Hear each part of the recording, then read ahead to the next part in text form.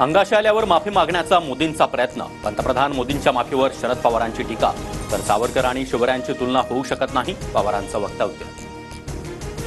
शिवद्रोही सरकारला get out of India म्हणा. शिवरायांचा पुतळा कोसळल्यानंतर मोदींनी मगरुरीनं माफी मागितली तेव्हा एक हाफ उपमुख्यमंत्री हसत होते.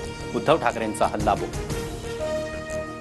ठाकरेंनाच 2 वर्षांपूर्वी महाराष्ट्राच्या जनतेनं गेट आउट केलं. दंगली होण्यासाठी महाविकास आघाडीचा लोकसभेपूर्वी देखील प्रयत्न.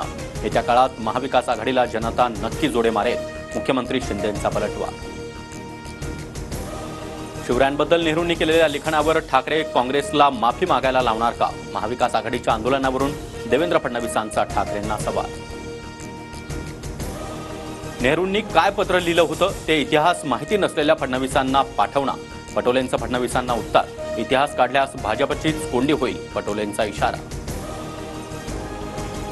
आमच्या विकास कामामध्ये खोडा घालण्याचं काम महाविकास आघाडी आणि उद्धव ठाकरे यांनी केलं. 5 वर्षांमध्ये तुमचा एक प्रकल्प दाखवा, फडणवीसांचं आव्हान.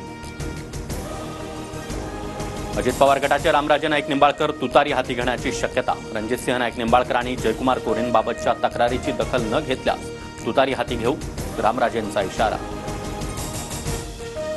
राष्ट्रवादीची जनसन्मान यात्रा उद्या बारामतीत दाखल होणार. अजित पवारांच्या सभेच्या ठिकाणाची पार्थ पवार यांच्याकडून पाहणी.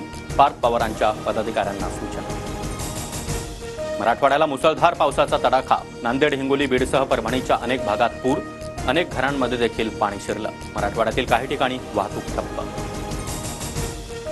विदर्भात देखील वाशिम जिल्ह्यामध्ये मुसळधार पाऊस. वाशिममध्ये लेंडी नदीला पूर, तर शेतीचं देखील मोठं नुकसान. यवतमाळच्या पुसदमध्ये काही घरांमध्ये पुराचं पाणी शिरलं. घरात अडकलेल्या तिघांना बाहेर काढण्यात यश. वासवी नगर वसाहतीमधील रस्त्याला नदीचं स्वरूप.